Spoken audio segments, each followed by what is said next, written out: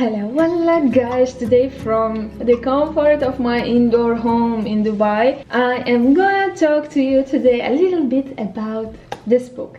It's Field Guide to Emirates by Jarir Maani, and it's a book that I received about 1 month ago, and I took my time to go through it from the first page until the last.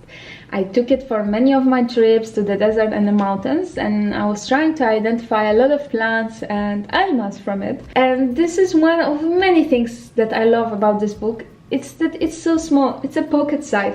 You can take it for any hiking trip, any camping or exploration trip, and it is gonna fit in your bag perfectly. So the Field Guide to Emirates consists of 5 major chapters, which is Geology, Archaeology, Environment, Flora and Fauna. Before we actually move to go through all the chapters of this book, I wanted to say how impressed I am with the author's job that he has done over this book, because I myself am a content creator and I know how hard it is to gather any kind of information or research any kind of topic like mentioned in this book, which is archaeology, history, the plants, animals and environment and anything connected to that. The UAE is fairly a new country, so it is hard to expect a lot of research books, even in Arabic or any kind of chronicles or anything. Life in the past here was hard, so obviously people were not focused on preserving the history.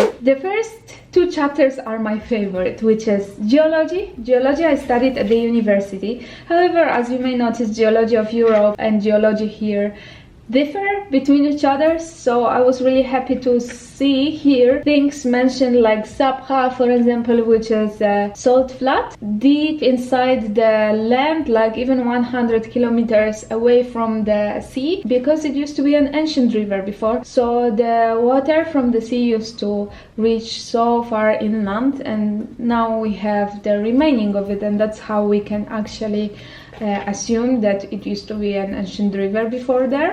So the part that I like the most in the Geology chapter is rock identification, because many times I go to the mountains and I find some beautiful rocks and I can't really recognize them because, like I said, Geology of Europe is different than here. Some of the rocks are similar, like for example granite, but in the UAE it is found mostly in the top of the Hajar mountains, so quite high. The other thing that I really want to mention, and good that I remember about this now at the beginning, is below every single thing mentioned in this book there is location.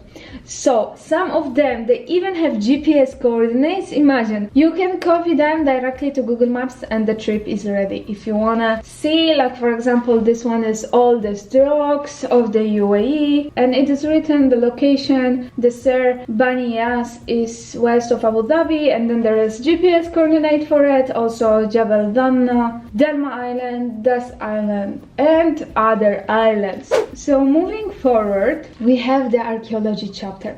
Now I was really excited for this one also, because I've been to majority of the places mentioned in this chapter, but there were some places I had no idea about. Now if you are living in the UAE, you might have a feeling that there was nothing here before, or at least there was nothing in ancient times, because there are not many remainings. The ancient sites of the cities were preserved just like it was, for example, in the Roman Empire or in Greece or anywhere else in the ancient world. However, people and civilizations used to be here long time ago, and this book is starting from the Stone Age. Imagine. So we have proofs of people existing here in the Stone Age, which was 125,000 years ago. And this is mostly the petroglyphs that you can find in the mountains in the UAE and in the Musandam, also in mountains of Musandam. And also the location says it would be around Wadi Al-Hail in the west of Fujairah, Wadi near Hanta, Fili village. Then you have all the places mentioned corresponding to the Stone Age, which is Al-Faya, Jabal Buhais, this is all in Sharjah. Next we have a Bronze Age and tombs in Al-Ain below the Jabal Hafid. We have Al-Nar culture, some things from even Dubai, Kiri in Al-Ain, Tel Abra in Al Gawain. Now we have Wadi Souq culture It is written here, it's all described why the Wadi Suk name, it actually comes from Oman, but it is corresponding in the specific characteristics of the tomb that they found also in Ras Al Khaimah. So we have Shimal here, we have Iron Age, and then mentioned the Falaj system, the water irrigation system. Until now they are preserved. You have your location in Al Ain, in Al Manama, Hatta, and in the other areas. Then we have Greek period and Ed-Dur mentioned here again in the Mulgoin. Mliha. In Mliha, I don't know if you are aware of that, but there is Archaeological Museum, so they gathered all the findings. We have the pre-Islamic period and the only Christian monastery found in Serbani Yas Island. Then we have Advent of Islam and Badia Mosque in Fujairah, which is considered to be the oldest mosque in the UAE. Then we have Portuguese area, which is full of forts and castles and social states. And these two chapters, they made me realize that I don't visit the forts enough, and I didn't know about many of the forts mentioned here, but they are so well preserved and such a good image of life before, because many of them, they still come from like 17th century. It's worth having a visit, definitely. This chapter of archaeology ends at Trucial States, which was not a long time ago, and then we start with environment. So a lot of things about environment are described here, about like wadis, the wetlands, again sabkhas, mountains, and so on. What I liked about this chapter is that there is a part called human impact, and a lot of environmental topics, like problematic topics, are touched on here, like for example water shortage, pollution, habitat loss, overgazing, overfishing, and the change of natural habitat for animals that resulted in a lot of them unfortunately dying, which is considered to be, for example, hyena, Arabian wolf, Arabian leopard. Though about Arabian leopard we don't know exactly, still existing here in the UAE. They think maybe in the region of Uraya, that it was seen last time in 2003, so quite a long time ago. In this book also it is mentioned about the protected areas, and one of them is also Wadi Uraya. Also there is a topic about introduced animals to the UAE in an aspect of being it kind of harmful, because as it said here, it took thousands of millions of years to reach a balance in the ecosystem. So that's why these introduced species, they might have negative impact on it. Now there is very important part, which is field etiquette. It's basically leave no trace. So let me read it actually, because it's very important, and though might seem obvious for some people still don't know about it. To enjoy nature and conserve it for future generations. Drive and walk on existing paths. Minimize your impact on natural habitats. Leave everything as you found it. Take photographs instead of collecting natural objects, plants and animals. Minimize noise. Enjoy natural sounds or the peace and quiet of nature.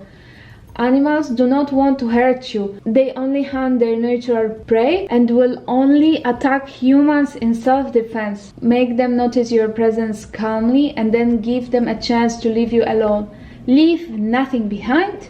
Carry litter bag with you and dispose of it in trash. So it's very important part. I'm happy it happened to be in this book. So then we have, like I said, mentioned parks and reserves and conservation reserves. Then we have a climate part, and then the fun thing starts, which is Flora. This chapter is really long. Like, look how much it takes. Even though I go out a lot in the nature and I spend a lot of time outdoors, I never thought that there is such a big variety of plants in the UAE and trees. This really made me realize that you need to open your eyes, and a lot of them, they are blooming plants, so beautiful. What I like about this chapter, also under almost every plant there is part mentioned about traditional medicine use. So if you are interested in collecting some herbs, but double check before you eat something, obviously. Then we have fauna, and it's also a very long chapter. Mammals, rodents, lizards, turtles and birds. so many birds. This chapter, which is tracks of the animals left mostly on sand, and you can identify. So I think that will be it. I do really recommend this book. It is really a useful guide. It's like small encyclopedia. It's really worth purchasing it and widening your knowledge about so many things surrounding us that you may not notice at the first glance, but when you know about them, you will really start, like, you know, opening your eyes on a lot of things around you and realizing, oh, I saw it in this book. So it's really cool. And again, I will leave the link in the description box from where you can purchase this book. So that's gonna be it for today. If you liked the video, please press the thumbs up.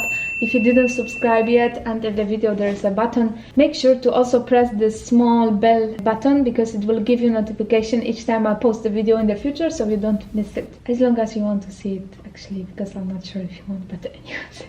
I will see you soon in another video, guys. Take care. Ma salama.